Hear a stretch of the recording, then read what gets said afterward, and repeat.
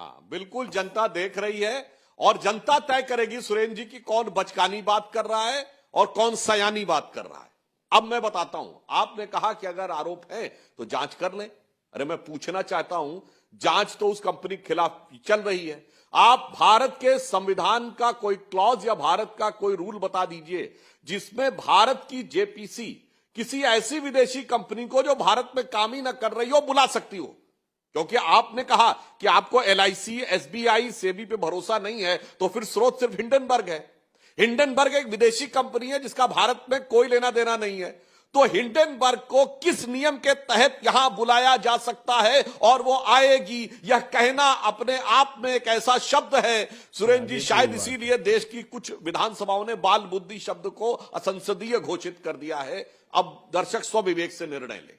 अब मैं दूसरी बात यह कहना चाहता हूं, अगर इनको इस बात के ऊपर बड़ा वो है कि विदेश में छपी बात के ऊपर जांच होनी चाहिए, तो अब मैं याद दिलाता हूं वोल्कर रिपोर्ट, जिसमें कहा गया सद्दाम हुसैन ने सीधे पैसे दिए कांग्रेस पार्टी को तेल के बदले।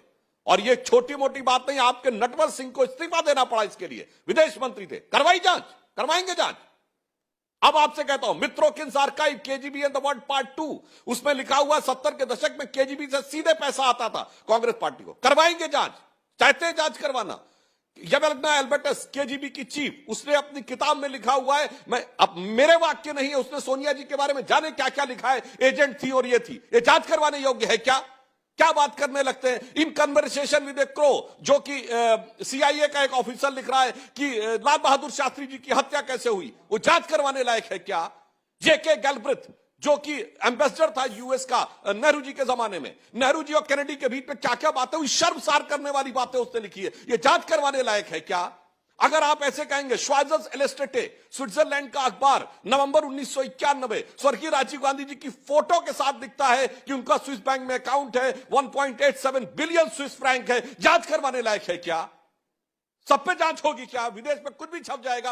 अगर आपको लगता है तो आइए, ओपन मन से कहिए सब पे जांच होनी चाहिए, अन्यथा फिर अपना स्टैंड तय कर लीजिए कि एक आरोपी कंपनी, जबकि जितने मैंने बताया इनमें किसी के खिलाफ विदेश में मुकदमा नहीं चल रहा, हिंडनबर्ग पे मुकदमा भी चल रहा है, मगर जांच उसके कहने पे होनी चाहिए, जिसे हम बुला भी नहीं सकते। और मैंने आपको आधा दर्जन और उदाहरण बता दिए जिसमें आपकी पार्टी का ऐसा सुंदर चरित्र चित्रण है कि अगर जांच हो गई तो आपके लिए बहुत। मैं पप्पू हूँ, हमने टोटी चोरी कर ली, हम गधे।